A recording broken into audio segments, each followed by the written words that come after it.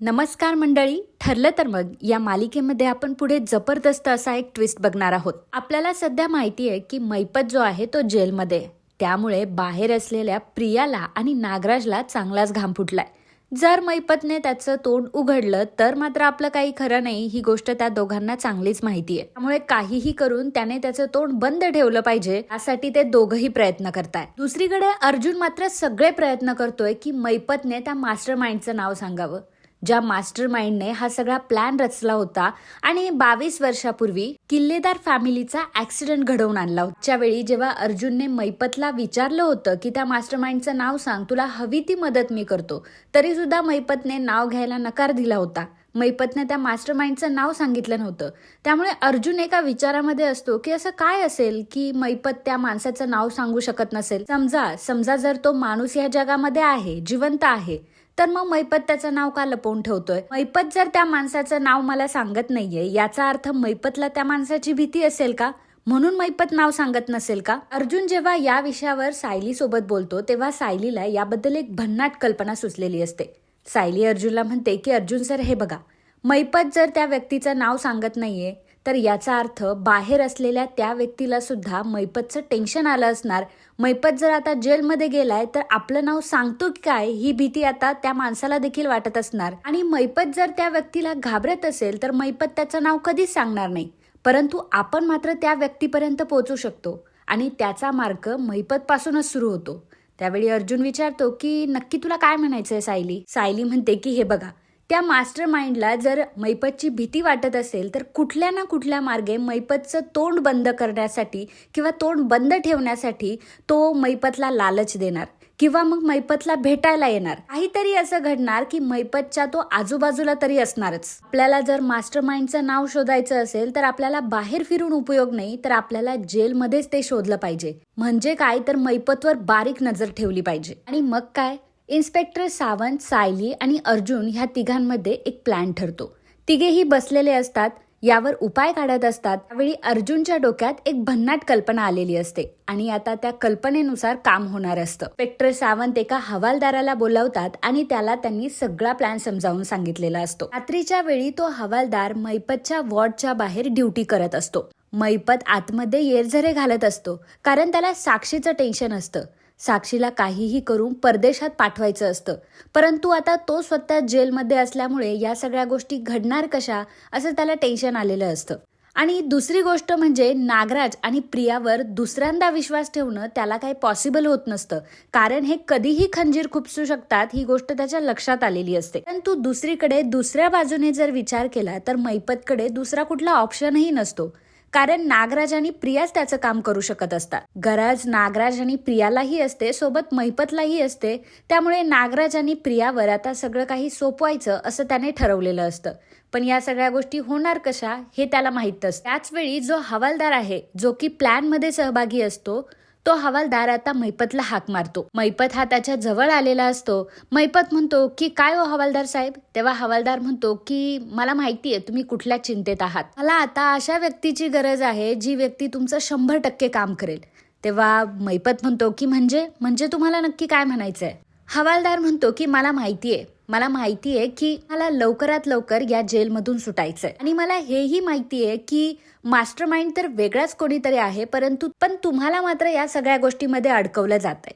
मी तुमची मदत करू शकतो. तेव्हा मैपत म्हणतो की तू माझी काय मदत करणार आणि का करशील तू माझी मदत? हवालदार म्हणतो की हे बघा, मला खरं तर हे काम जमत नाही, परंतु आता सध्या माझी मजबुरी आहे. माझी जी मुलगी आहे ती मुलगी हॉस्पिटलमध्ये ऍडमिट आहे. लहानपणापासून तिला एक आजार आहे आणि रोज तिच्यावर 1000 रुपये खर्च होतात. मला रोज एवढा खर्च करणं शक्य नाहीये. त्यामुळे जर तुम्ही माझ्या मुलीच्या हॉस्पिटलची जबाबदारी घेणार असाल तर मात्र मी तुमची काहीतरी मदत करू शकतो. आणि मला माहिती आहे की तुमच्याकडे खूप ब्लॅक मनी सुद्धा आहे आणि आता तुम्हाला माझी सगळ्यात जास्त गरज आहे. आता तुम्ही ठरवायचंय की तुम्हाला माझी मदत घ्यायची आहे की नाही घ्यायची. मैपत त्याला विचारतो की तू पोलिसांमध्ये तर सामावलेला नाहीयेस ना, म्हणजे तू का माझी मदत करशील? जर तू स्वतःहून या सगळ्या गोष्टी बोलतोय तर यामध्ये काही काळं तर नाही?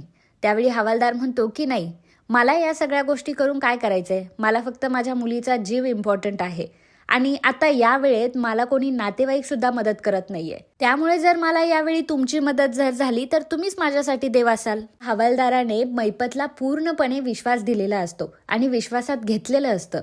त्यामुळे मैपत म्हणतो की ठीक आहे, तू एक काम कर, मला तुझा फोन दे, मला एक महत्वाचा कॉल करायचा आहे.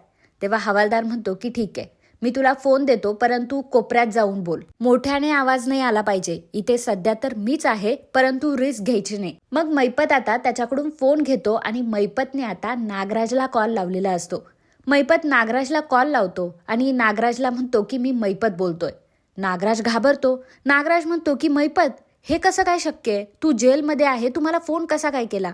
आता नागराजला वेगळं टेन्शन आलेलं असतं की हा मैपत जेलमधून पळाला की काय, आणि जर हा जेलमधून पळाला असेल तर पहिला कार्यक्रम माझाच होणार, ही गोष्ट त्याला माहीत असते. तो घाबरलेला असतो. तेव्हा मैपत म्हणतो की हे बघ, मी जेलमध्येच आहे, माझे चेले मी सगळीकडे पेरून ठेवले, त्यामुळे मला हलक्यात घेऊ नको, मी काय तुझी पाठ सोडणार नाहीये. त्यावेळी नागराज म्हणतो की तुला काय हवंय, तू कशाला फोन केलायस मला? तेव्हा मैपत म्हणतो की तुला पण माहिती आहे की तुझ्या दोऱ्या माझ्या हातात आहे आणि माझ्या दोऱ्या तुझ्या हातात आहे. हे बघ, आता या वेळेला आपण दोघं एकमेकांची मदत करू शकतो. जे काही मागे झालं ते जाऊ देत, त्या गोष्टीचा बदला आपण वेगळ्या ठिकाणी घेऊयात. परंतु आता सध्या तुलाही माझी गरज आहे आणि मलाही तुझी गरज आहे. नागराज म्हणतो की बोल, काय करायचंय मला? तेव्हा मैपत म्हणतो की हे बघ, मला काहीही नकोय, मला फक्त माझी मुलगी सेफमध्ये बाहेरच्या देशामध्ये जायला हवी आहे. तिला बाहेर पाठवण्याची पूर्ण तयारी तू आणि प्रियाने करायची आहे. तर आणि तरच मी गप्प बसेल.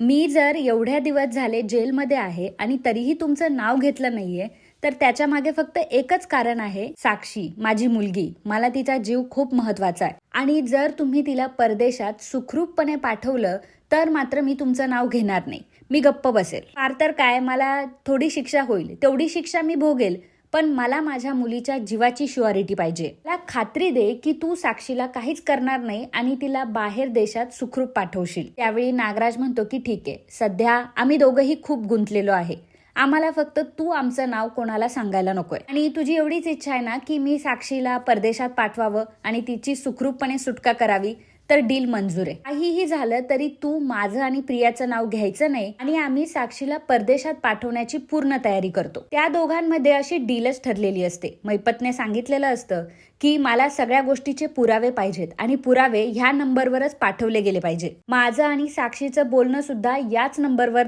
तू घडवून आणायचं. दोघांमध्ये आता डील झालेली असते आणि मग मैपतने तो मोबाईल आहे तो हवालदाराकडे रिटर्न दिलेला असतो. मैपत त्या हवालदाराला म्हणतो की तुला माहित नाहीये तू माझं किती महत्वाचं आणि मोठं काम केलंय, सध्या तुला याचा मोबदला नक्की मिळणार. हवालदार हा अर्जुनला आणि इन्स्पेक्टर सावंत यांना सामील असतो. या गोष्टीची खबर मैपतला अजिबात नसते. नंतर हवालदाराने आता इन्स्पेक्टर सावंत यांच्याकडे फोन नेऊन दिलेला असतो आणि ज्या नंबरवर मैपतने कॉल केला होता आता तो नंबर ट्रेस केला जातो. तेव्हा त्या नंबर बद्दल इन्फॉर्मेशन काढली जाते, तर तो नंबर नागराजचा असतो. आणि जेव्हा अर्जुनला आणि सायलीला हे समजतं की मैपतने नागराजला कॉल केला होता, तेव्हा मात्र अर्जुन आणि सायली दोघांनाही प्रचंड मोठा धक्का बसलेला असतो आणि ही गोष्ट त्यांच्या लक्षात आलेली असते की याचा अर्थ नागराज काकाच या सगळ्याच्या मागे आहे आणि खरा मास्टरमाइंड हा नागराज काका आहे. 22 वर्षापूर्वी जो ॲक्सिडेंट घडवून आणला होता त्याचा खरा मास्टर माइंड आणि खरा सूत्रधार हा नागराज आहे. ही गोष्ट आता अर्जुन आणि सायलीला कळलेली असते, परंतु हे प्रूव्ह करण्यासाठी त्यांच्याकडे कुठलेही पुरावे नसतात. पण नागराजचा खरा चेहरा आता त्यांच्या समोर आलेला असतो. तर मित्रांनो, आजचा हा ट्विस्ट एपिसोड तुम्हाला कसा वाटला आम्हाला कमेंटद्वारे नक्की सांगा. तुमच्या याबद्दल काय प्रतिक्रिया आहेत ते देखील सांगा.